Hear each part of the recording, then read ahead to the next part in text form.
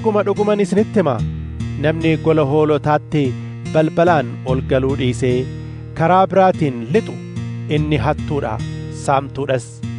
Namni balbalaan gola hoolotaatti ol galu garuu inni tiksee hoolota sanaati. Tiksee sanaaf kella eegduun in bana.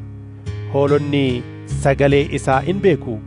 Inni hoolota isaa maqaa isaaniitiin isaan waamee gadi isaan in baasa. Hoolota isaa hundumaa erga gadi yaasee fuula isaanii dura in adeema. Hoolonni sagalee isaa waan beekaniif isa duukaa in bu'u. Sagalee warra ormaa waan hin beekneef nama orma in baqatu malee isa duukaa hin bu'an jedhe. Yesuus dubbii haalaa kana isaanitti hime. Isaan garuu wanti isaanitti hime kun maal akka ta'e hin hubanne. Yesuus ammas, dhuguman isinitti hima, ana balballi hoolotaa. Warri na dura dhufanii karaa biraatiin lixan hundinuu hattuudha, saamtuudhas. Hoolonni garuu isaaniif hin dhageenye. Balbalichi ana, inni anaan ol galu in fayyaa, ol in gala, gadis in ba'a, dheedichas in argata.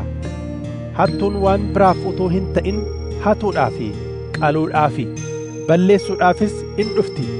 Ani garuu hoolonni jireenya haa qabaataniif, irraa hafaas haa qabaataniif dhufeera jedhe. Yesuus, tiksee gaariin ana. Tikseen gaariin lubbuu isaa hoolotaaf in kenna. Tiksee dhugaa utuu hin ta'in bitamee kan eegu, hoolonnis kan isaa kan hin ta'in yeeyyin hoolotatti dhufuu yommuu argu hoolota dhiisee in baqata. Yeeyyinis hoolota butatee warra hafan in bittimsa. Namichi sun bitamee waan eeguuf hoolotaaf hin dhimmu. Tikseen gaariin ana. Ani hoolota koo beeka, hoolonni koos ana beeku.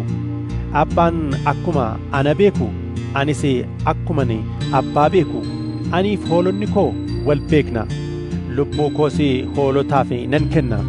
Warra gola kanatti galan malees hoolota kan biraa qaba. Isaan immoo yaasuun anaaf in ta'a.